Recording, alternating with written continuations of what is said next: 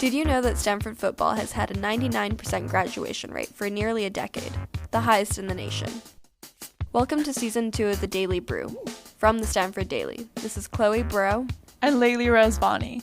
To commence our new season, the Daily Brew is introducing a series called Coffee Chats, where we feature stories from other sections of the Stanford Daily. To kick off the series, here's a roundtable discussion from sports.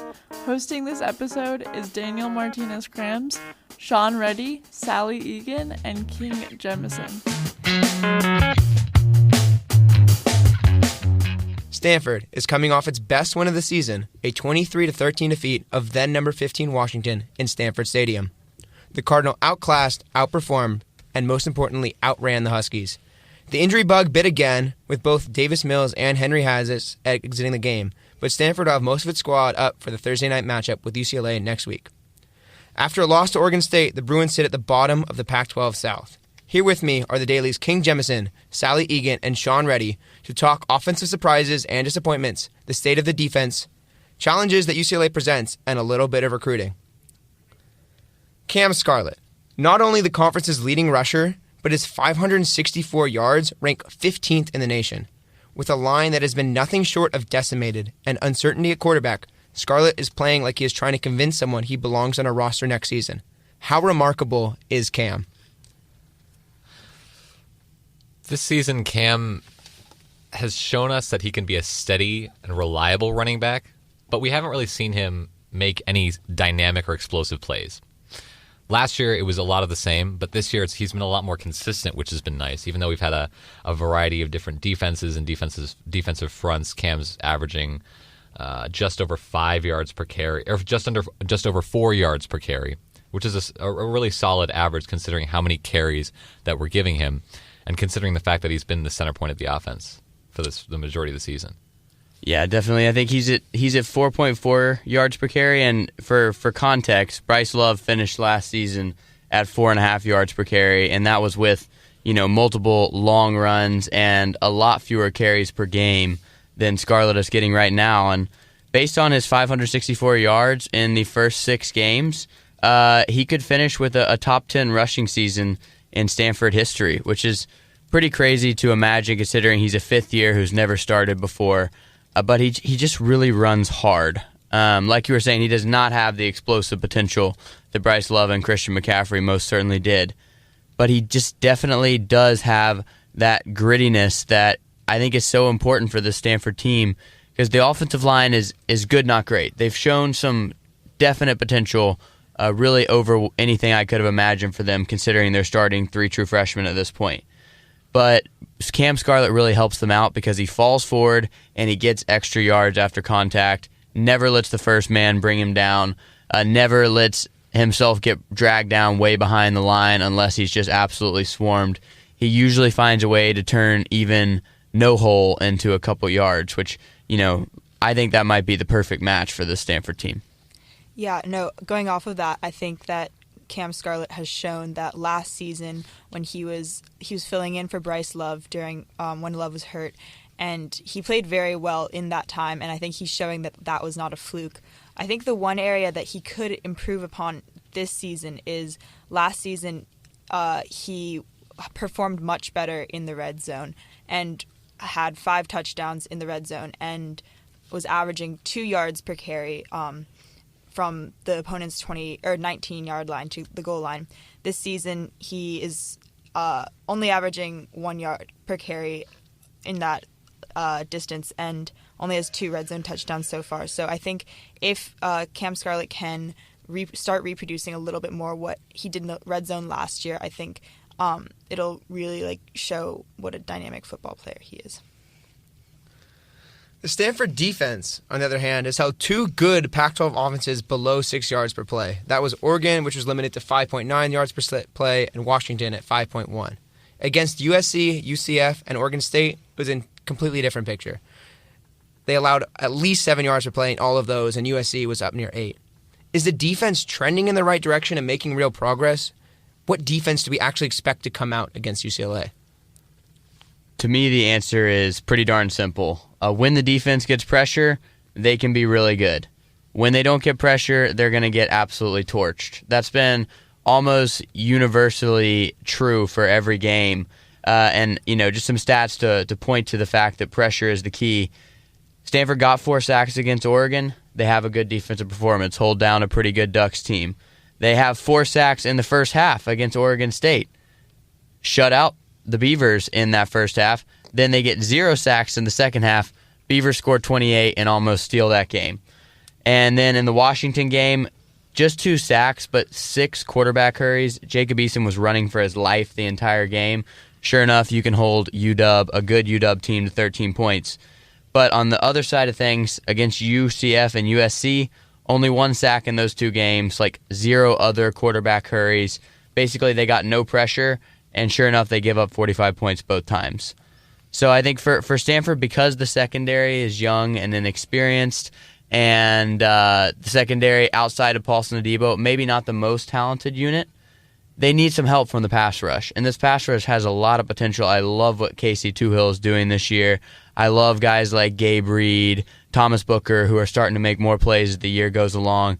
They're really the leaders of this defense. And so when they come through, I think that Stanford can be pretty elite. But when they don't come through, that's when Stanford is going to really show those woes in the passing game that kind of were there all year last year as well. Good news for the UCLA game. UCLA is 80th in the country in sacks allowed per game. They're giving up 2.3 per game. They definitely have a very weak offensive line. And so I think that's something Stanford can take advantage of to have a good defensive performance against the Bruins.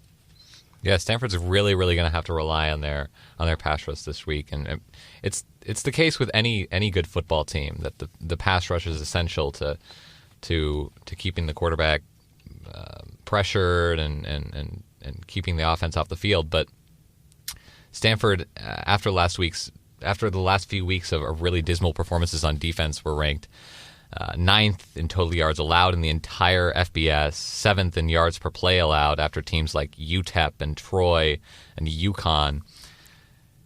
The secondary has just been really inexperienced and shown that they just allow a lot of large plays, which is something that's not sustainable. So we really just have to hope that the pass rush gets home this week, and guys like Casey Tuhill and Jordan Fox can get pressure on Dorian Thompson-Robinson and contain him in the pocket because he's also a rushing threat. Yeah, no, I would agree with both King and Sean. I think one other thing worth pointing out is the quality of the offenses that Stanford has played against. When Oregon and Washington are both USC, UCF, and Oregon State all ranked above Oregon and Washington in total yards per game, and UCLA is below Washington. So if the Stanford defense continues this trend of playing well against the lesser offenses, and I think that they should be fine against UCLA.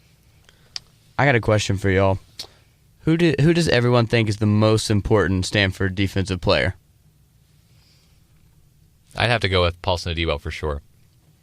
The ability to lock up the opponent's number 1 receiver, and even though he's shown lapses in that department, he's by far the most talented and skilled player on the defense with the most upside and the most draft potential, the biggest potential for an NFL future. If the Stanford defense can just really lock down the secondary and really get some experience among their safeties, it really eases up the pressure on the defensive front and the pressure to create pressure. If Paulson can live up to the expectations that he created after such an awesome and impressive 2018 season, it's going to really boost the Cardinals' prospects on defense. I think it has to be Casey Tuhill. I mean, as you mentioned, the pressure that he puts on a quarterback is really what's defining this season for the Cardinals, especially on defense. But more than that, he's a captain, he's a leader. When he's playing well, it seems like the whole unit works off of him and has a better game. And we've seen in some of his best games, Stanford has played its best on defense. Yeah, I have to agree with Daniel. I think that the pass rushers in this case, but I would have to go with Gabe Reed or Javon Swan. I think both of them had very strong seasons last year. Gabe Reed led the team with 5.5 sacks, and I think if he can start reproducing at that sort of a level this season, I think that could really provide a boost to the Stanford defense.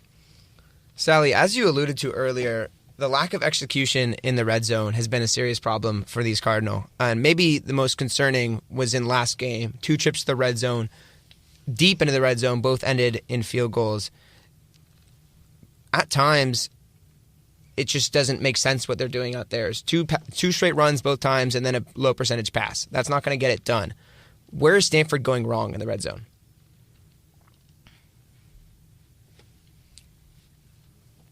The thing is that offensive style should work, and that's really indicative of the same style that David Shaw has been using for so long.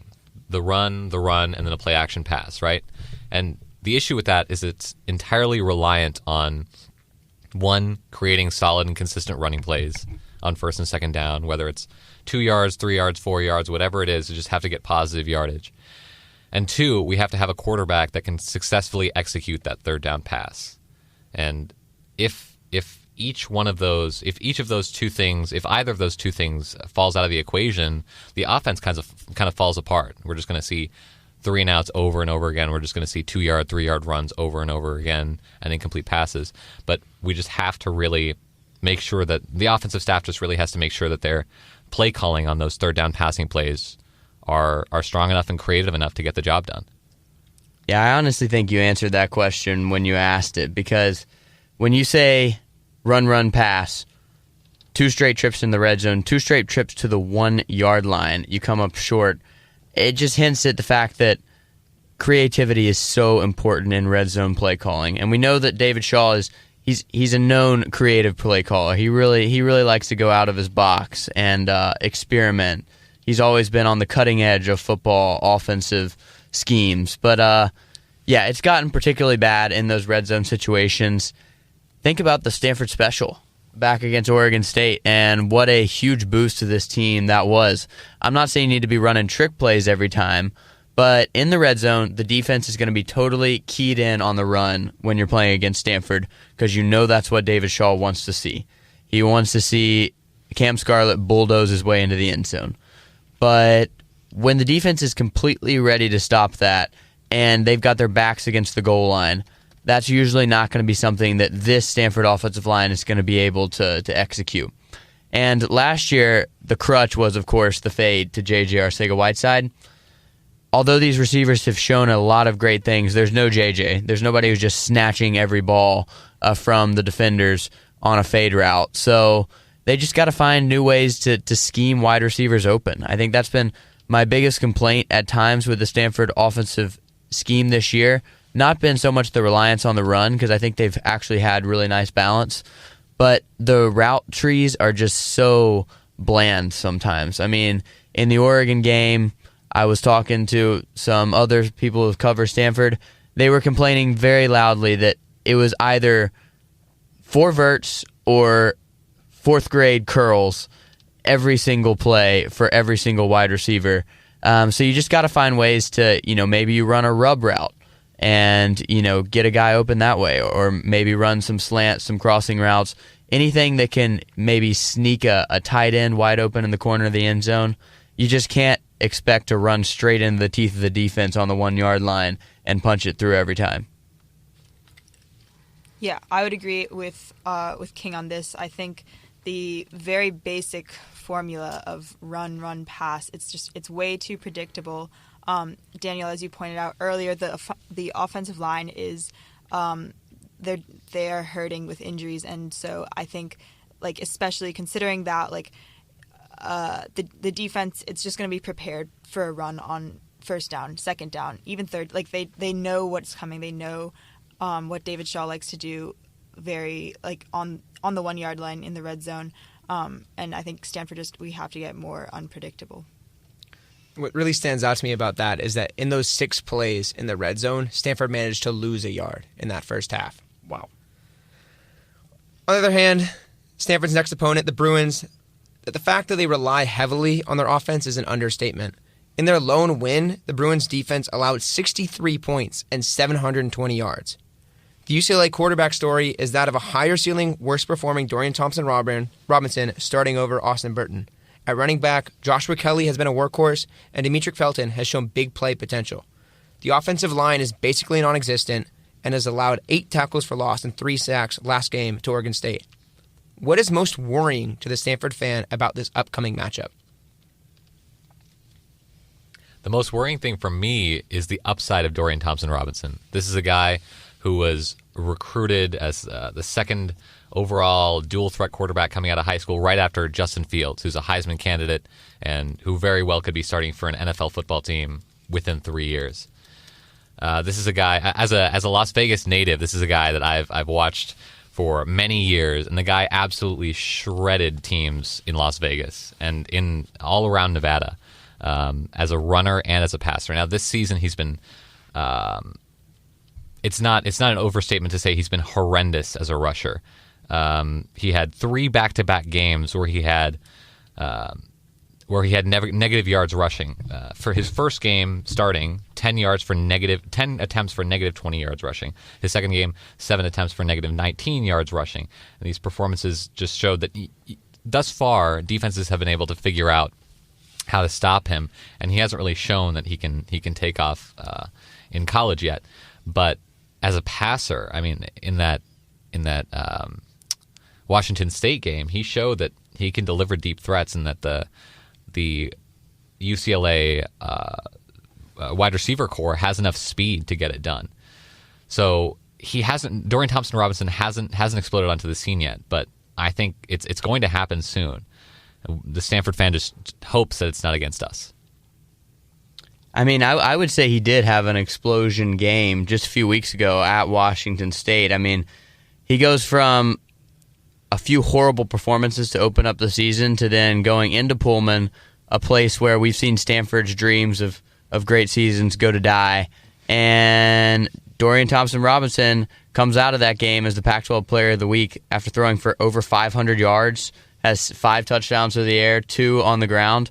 But you're exactly right, Sean. Like, that is the one aberration on a stat sheet that is filled with a lot of really bad performances.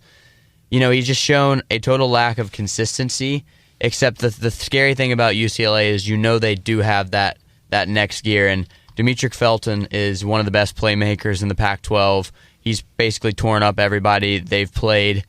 He's a guy that if he gets loose, I mean, we've seen Stanford struggle with speed at the UCF game on that one, and USC as well. They've really struggled with fast and athletic wide receivers. Well, Demetric Felton is another example of a guy who can do it running and receiving. And I think that that's the kind of guy who's given Stanford trouble over the years. And so they're going to have to find a way to keep UCLA in more of like the Cincinnati performance where they, put up 14 points on a group of 5 team or put up 14 points on another group of 5 team in San Diego State, rather than that one Washington State game where they put up 67. Yeah, I think as Sean was talking about with Dorian Thompson-Robinson, he does have the potential. Like, he was heavily recruited out of high school, and I think he's had his moments and he's had big games, but he has been wildly inconsistent. I think UCLA and Chip Kelly, they're going to be looking to this Stanford defense and seeing how inconsistent the secondary has been performing, and see that there is the potential for possibly a breakout game for Thompson-Robinson to really show off the skills that had him so highly recruited coming out of high school. So I think that the quarterback is definitely the thing that I would most be worried about as a Stanford fan. Yeah, another quick thing to note is that Dorian Thompson-Robinson got injured in UCLA's last game against Arizona, and he just returned to practice yesterday after injuring his leg. So I think it's reasonable to say that the Stanford defense shouldn't have to expect too many boot plays or running plays. So they just really need to lock up the passing defense this weekend. Or this Thursday, next Thursday. Because this is the bye week, I want to take a brief foray into the future of the program, especially recruiting. 5-star offensive lineman Miles Hinton, 4-star wide receiver John Humphreys, and this past weekend, 4-star defensive back Aiden Hector have all committed to the 2020 class. Also this past weekend, Four-star 2021 quarterback Miller Moss was one of the many recruits to visit the farm and see the impressive win over Washington and was offered after the game. The class is already one of the better ones in the country. How would you like to see the recruiting class fill out to set up Stanford for success in the years down the road? I think it's okay that I think having a four-star 2021 quarterback in Miller Moss, we have Davis Mills for next year. Davis Mills has shown potential. I don't think that getting a quarterback is super pressing for this upcoming class, but I do think it's really good that having this five-star offensive lineman, having a defensive back, those are areas that have been weaker for Stanford this season. And so I guess I would like to see the class fill out more with those sort of players, and then maybe Davis Mills can show more of his full potential behind a better offensive line, and if he doesn't have to be on the so that's. Yeah, I think it definitely. I like how this class is rounding out at this point. And like you said, I think the four-star quarterback Miller Moss would be huge. But I think a great thing for Stanford. Not only do they have Mills coming back next year, we would presume. Also, Tanner McKee, who was the key recruit in the 2018 class, but he then went on a mission with the LDS Church, and so he'll be back joining as a true freshman next season. And he really might be the most talented Stanford passer to come through here in a long time. If it's not him, it is Davis Mills. But McKee he's 6'6", 220 pounds, so fantastic size, huge arm. Stanford beat out Alabama, Texas, and Texas A&M and Washington to get this guy. And obviously because he goes on a mission right after he signs, not necessarily a guy that people remember, but when he gets back on campus, I think he's going to turn a lot of heads. And so he's pretty much another member of the recruiting class for next year. And at the same time, I think Miles Hinton is a really huge get for Stanford because we've seen offensive line depth is a huge problem. And he's a 5-star according to Rivals and one of the top 3 offensive tackles in this entire class. I do think, though, that they need to emphasize filling out more depth on the offensive and defensive lines. It's great to have some guys like Hinton or like Foster Sorrell and Walker Little, but any offensive lineman can go down in any week, so you just have to have that next man up mentality and the personnel to execute that mentality. I think right now Stanford's down to 6 healthy offensive linemen. That is a totally unsustainable situation, and I think obviously they've been bit harder in the injury bug in that department than any team in the country, but there's really no excuse for not having enough offensive linemen on campus to field a successful unit. So I think they would love to sign 3 or 4 offensive linemen in this class, maybe 2 or 3 defensive linemen, because I think one area where Stanford's had a bit of a drop-off in recent years, haven't seen as many truly elite defensive linemen like Solomon Thomas and Harrison Phillips, who just completely changed the game from the D-line. That's something that almost every national championship contender has, is a great defensive line. So more depth, more elite talent on the D-line, and then I'd be really happy with this class that's already looking really good. Yeah, agreed. It's really, really great to see that that we're recruiting some offensive line depth. And Miles Hinton's great. Connor McLaughlin out of Florida is also awesome. There's a offensive guard out of St. John Bosco, Drake Metcalf. It's just really, really great to see that Stanford's investing in the offensive line. But yeah, to your point, King, there's only, it looks like, 1 commit in the 2020 class along the defensive line, and that's really, really concerning for a team that's looking to stop the run and create pass rush. It's great to see offensive line depth, but we're going to need some more defensive line depth. And you mentioned Tanner McKee on a 2-year mission in Brazil right now. Back in his day on the farm, David Shaw took a class in Portuguese. You know who he took that with? Tiger Woods. So a little bit of a connection there. I also took Portuguese. So I'll be talking to all of them. One last thing before we go, I just want to mention that the IM League schedule has been put out. Oh, my. The Ink Bowl practice is getting started. I'm really excited for this. 3-year losing streak we're on right now. This year we're taking it really seriously. Have our first matchup next Wednesday at 8:30 p.m. against Twining Gibeus. It starts now. You know what starts now? Next starts now. Cal, if you're listening to this, and I'm not talking about the Cal football team, I'm talking about the Daily Californian football team. you will never see a team more prepared, more motivated, more physical, I should say tougher. You'll never see a scarier team than this Stanford Daily Ink Bowl team we're going to put out on the field on November 23rd, 2019 in either Roble or Wilbur Field, on one of the many grass areas at Stanford. I'm telling you, if you write for the Daily Californian, I think you need to drop the section before that game because you do not want to have to come out against this team. We've got a lot to prove. I've got a wrist to avenge, and this is definitely going to be the marquee matchup on that weekend. Forget about big game. The Ink Bowl is where it's at. Yeah, we've got our blockers hitting the gym. They are on strict diets, like very protein heavy. I would be terrified if I was a writer for the Daily Californian. Thank you all so much for joining me on this first edition of the Cardinal Court. Hopefully we'll get to do it again. Thank you. This episode was produced by Chloe Barreau, Leily Rezvani, Jung, and Daniel Martinez-Krams. To hear from other Stanford Daily podcasts, go to stanforddaily.com/podcasts.